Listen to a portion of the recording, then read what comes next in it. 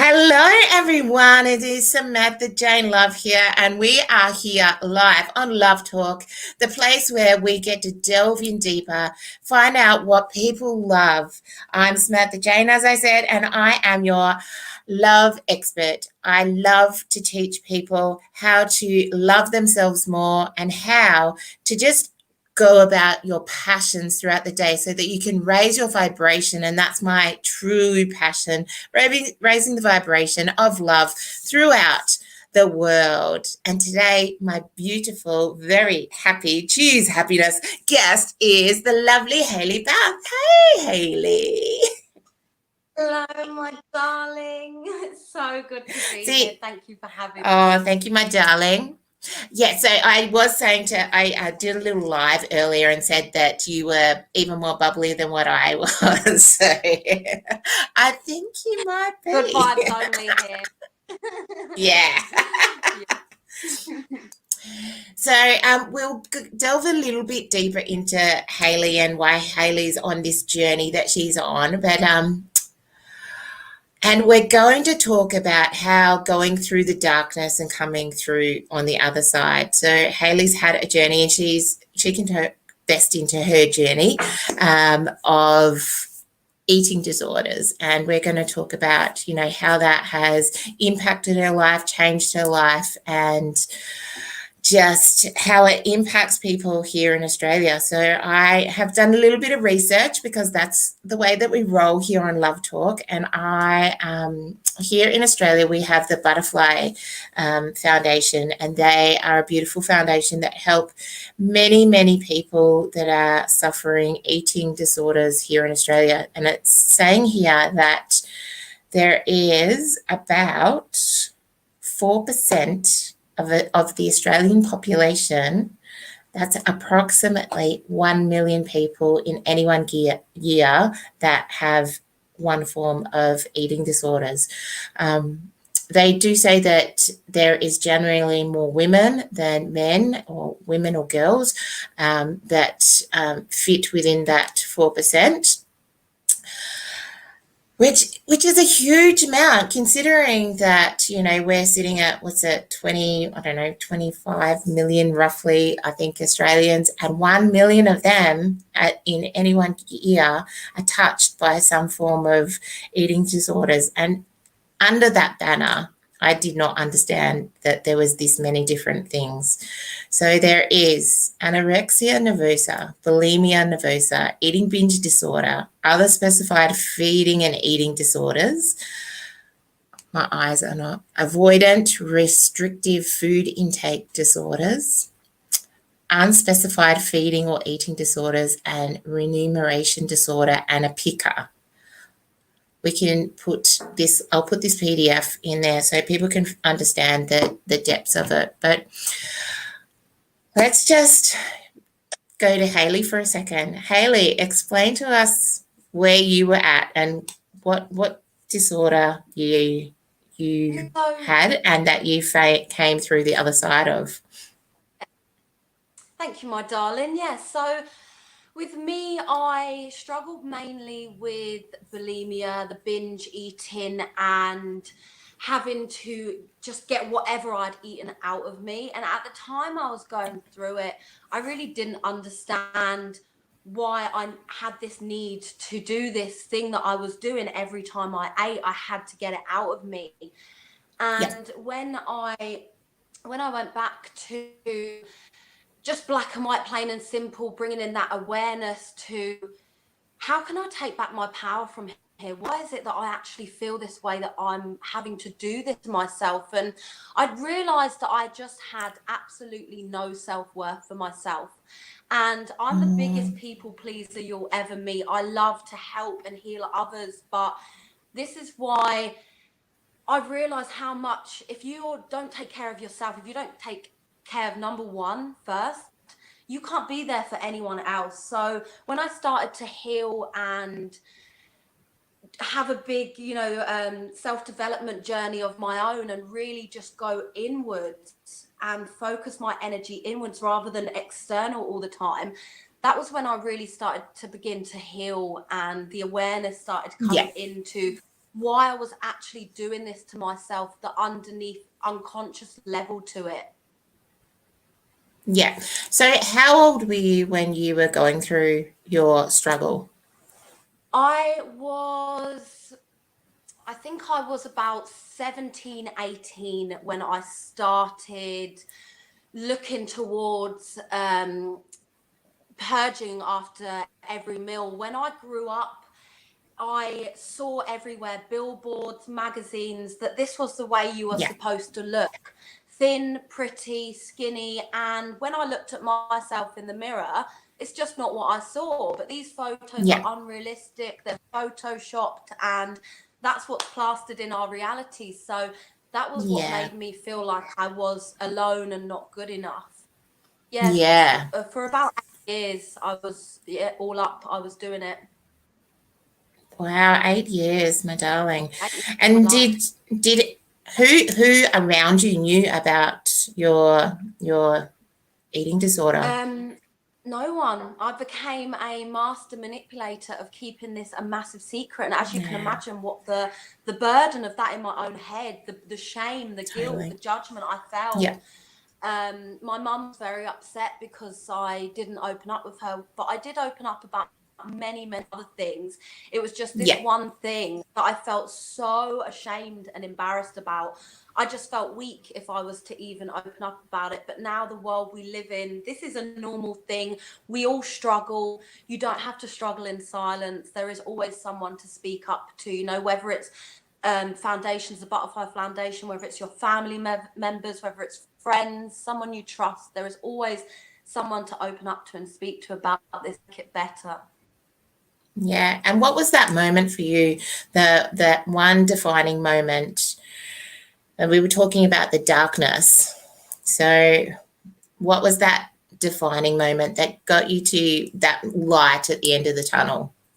Yeah, I think there was many moments. I mean, there was always constant signs to the Yeah. universe that something needed to change, but it was the day, I remember it quite clearly, as you do when there's any sort of traumatic memory, they just seem to be Yeah. so very clear in your memory.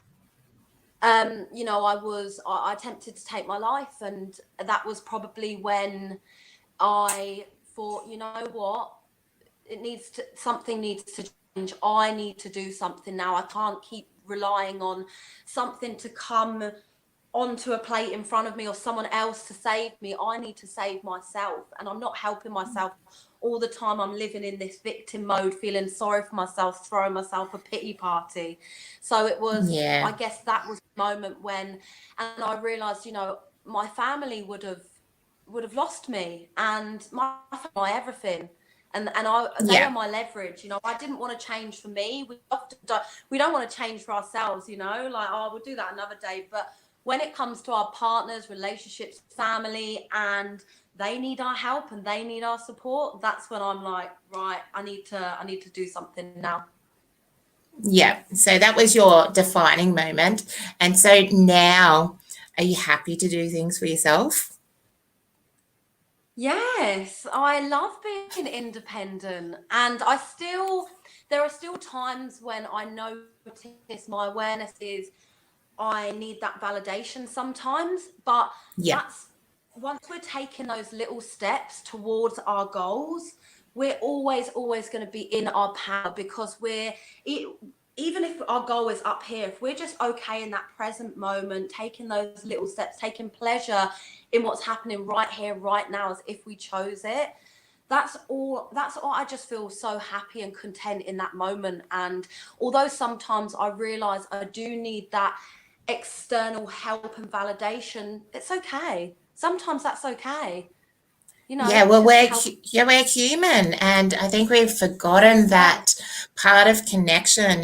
Back in when everyone came back from the war, there was this whole thing that we separated, we segregated. That everyone had their own little house, and everyone stayed in their own little house, and you kept to yourself, and you would be Yeah. called a Dory Evans or whoever, like that Nancy down the street's doing this, and no one, you didn't want to be called the sticky bitty of the connect of the neighborhood. And you know, whether it's a mental health journey, or whether it's a journey with your children, or it's just a family thing, or you just need a little bit of help, to know that it's a new thing, that we're remembering that there is community around us, and that we can, and it's okay to reach Yeah. out for that And help. And I think that's the as thing. well.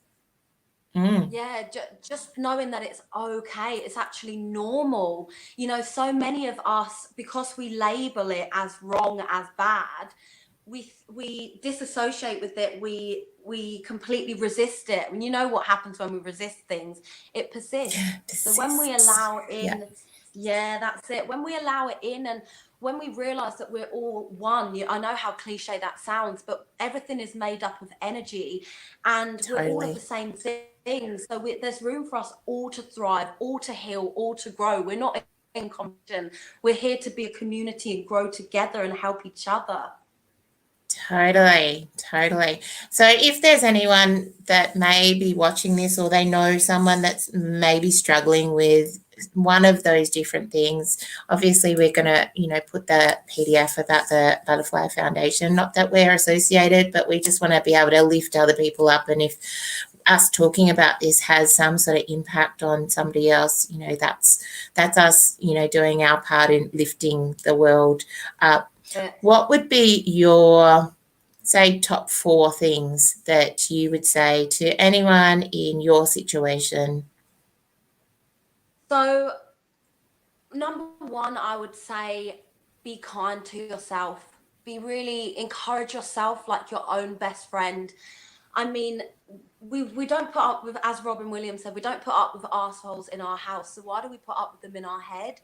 It's about realizing we're not perfect, and that we're gonna have these dark, bad thoughts, and that's actually normal.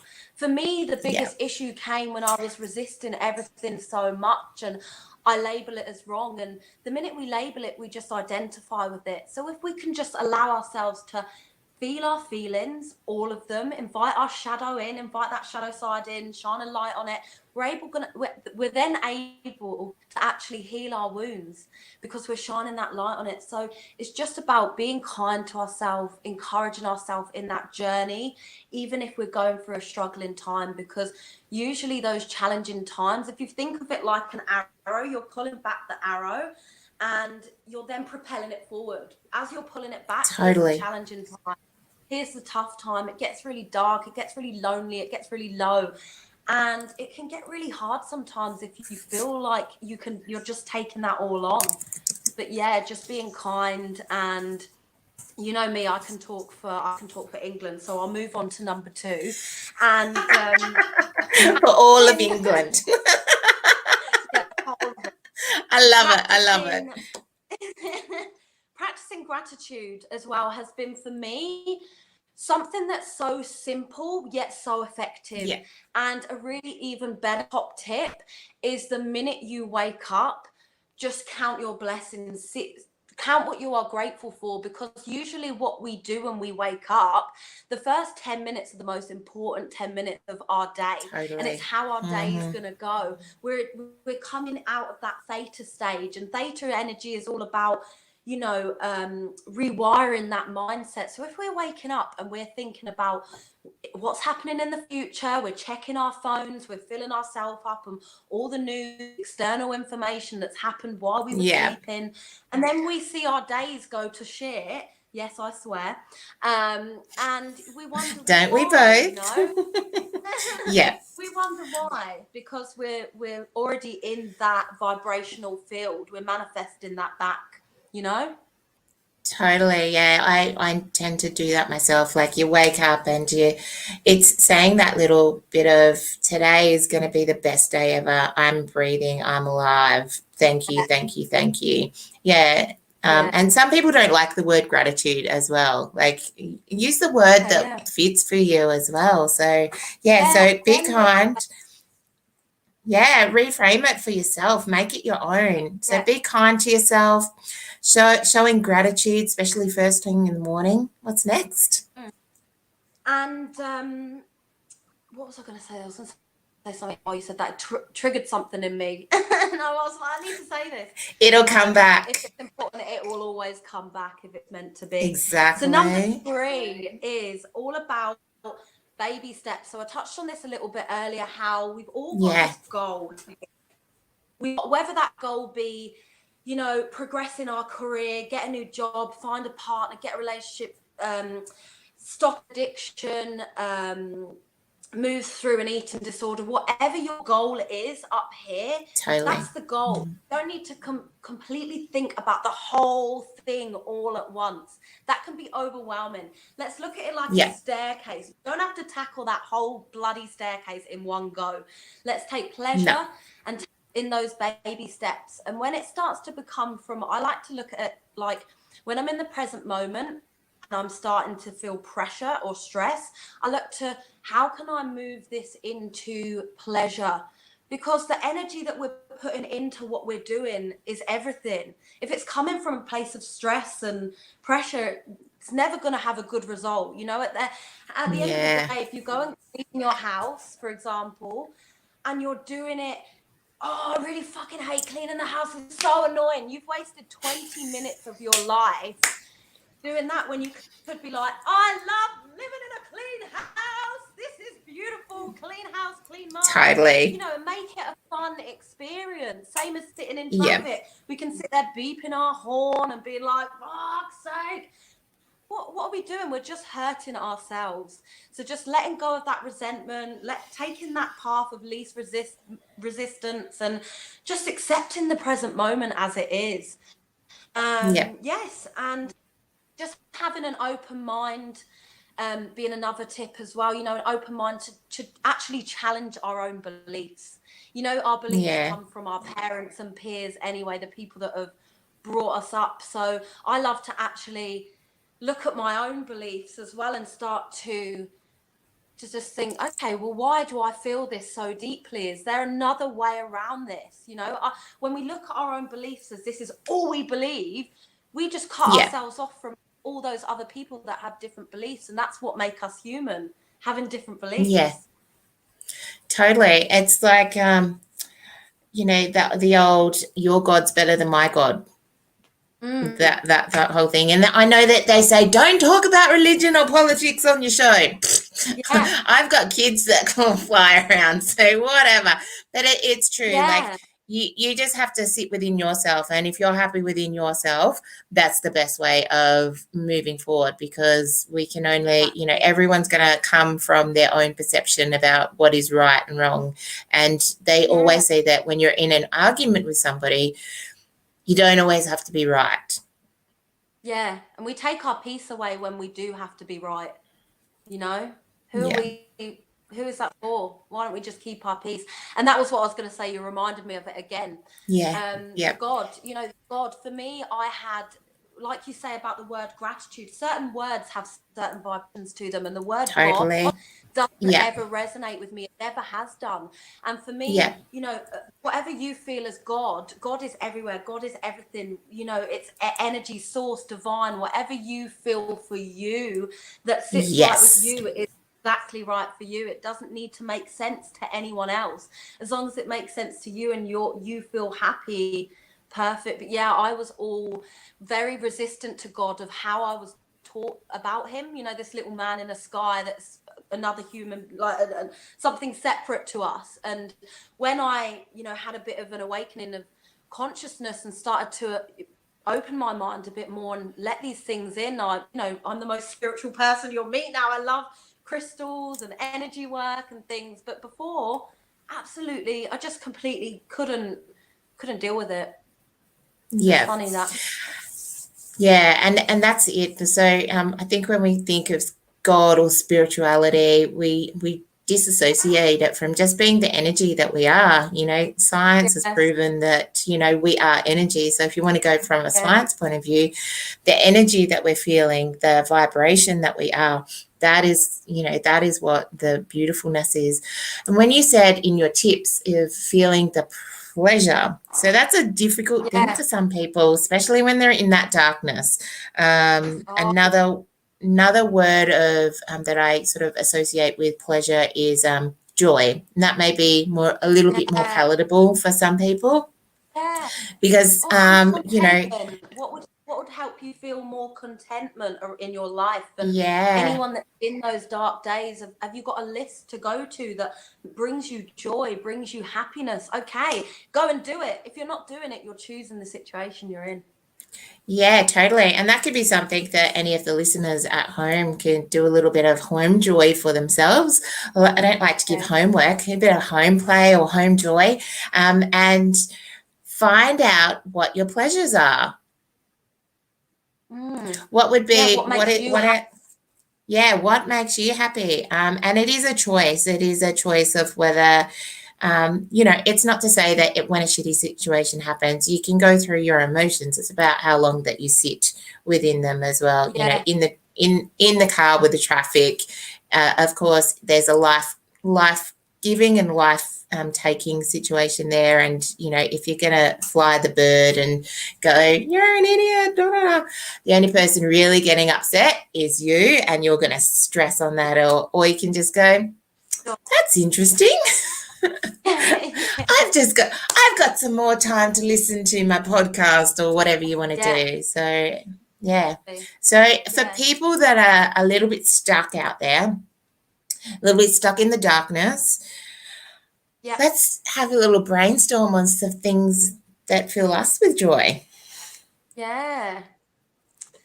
So, a lot for me is actually just allowing myself to feel it first as well. It's, a lot of people think, spirituality is all about this big positive bundle of light. And people always say to me, I'm a very bubbly person, as you know, but it's not always like that. We still have to deal with our shit as well. But once we've allowed ourselves and moved through that, so like you say, we want to have ups and we always have downs. It's a natural human way of life, but it's about not staying that down for ages. We want to bring that back up when we can. So feel what you need to feel your shit, move through it, and pick something on a list. For me, I love dancing. That brings joy and exercise and movement, gets that stagnant energy going. Just any sort of exercise that brings in fun as well, like sports. Give me one of yours, my darling. Oh yes, I'm really loving allowing sound to come out of me. So whether it's singing or whether it's intuitive sound that comes through me, that's what I'm really loving. And having two little girls at home, and I've got a lot of little trinkets like this. This is little, where is my camera? So these are chimes. So these are frequency chimes as well. So I will just, if they're going cray cray, as little kids do, I'll ring one of them, and that brings an element of joy. And we run around a lot here and laugh. There's a lot of let's go play hide and seek for the thing that we've lost. Yeah, that's brilliant. Yeah, fun. Yeah, love that. That's what it's about. Yeah. We came here to thrive and to actually enjoy this existence. We chose to be here, and I just think when we're having these struggling days, just to remember that this time will pass. It will always pass, and you will always get through this, and it will always be okay. This is happening for a reason. And when we get so overwhelmed in the emotional side of things, when we're struggling, we seem to lose the actual bigger picture focus and forget what's really going on, and the fact that this is happening to me to actually grow and for lessons to come. And I know that when I go through my tough times, my ego wants me to go in victim mode, to feel sorry for myself. But I know if I want any sort of self-empowerment, that I need to say, what is this lesson? What is this moment right now here to teach me? How can I grow from this? Rather than being in that sort of victim state, not being able to grow and not seeing any solutions or a light at the end of the tunnel. Yeah, perfect. So let's go through that list again for everyone. Be kind to yourself. Find the gratitude in things. Find your pleasure. And what was the last one? And take those baby steps towards our goals. Oh, yes, the baby steps. Pleasure in Yes. those, pleasure in the present moment, basically. Yeah. Yeah, beautiful. Try, even if you Thank can't take pleasure in it, try and look at it as if, you know, what if I did choose this moment that is happening to me right now? What would it be bringing me? What would it be teaching me? Yeah. Yeah, beautiful. Beautiful. Now, if anyone would like to learn how to choose a little bit more happiness with the beautiful, beautiful Hayley, where they can find you on Facebook, can't they? What's your Facebook page again? Hayley Bath, and on Instagram I'm Hayley Rianne Bath, and I have a beautiful little community of over 2,000 members in now, just free community where we share love, light, positivity, empowerment, and you Beautiful. know, love for anyone can join that. Beautiful. So we will drop those links in the comments below for how you can get in contact with Hayley. I will also put that PDF of the Butterfly Foundation in there so that people get a little bit more. We haven't really gone into the depths of it because, yeah, we weren't going deep into it. But if anyone wants to know a little bit more of how to, you know, reach out to the Butterfly Foundation as well, or to someone, please just take that uncomfortable step forward and reach out. Thank you very much, Hayley. This has been a lot of fun on Love Talk, where we get to talk to you about all of the things we love, pleasure, and how to choose happiness. Talk with you soon. Bye. Bye.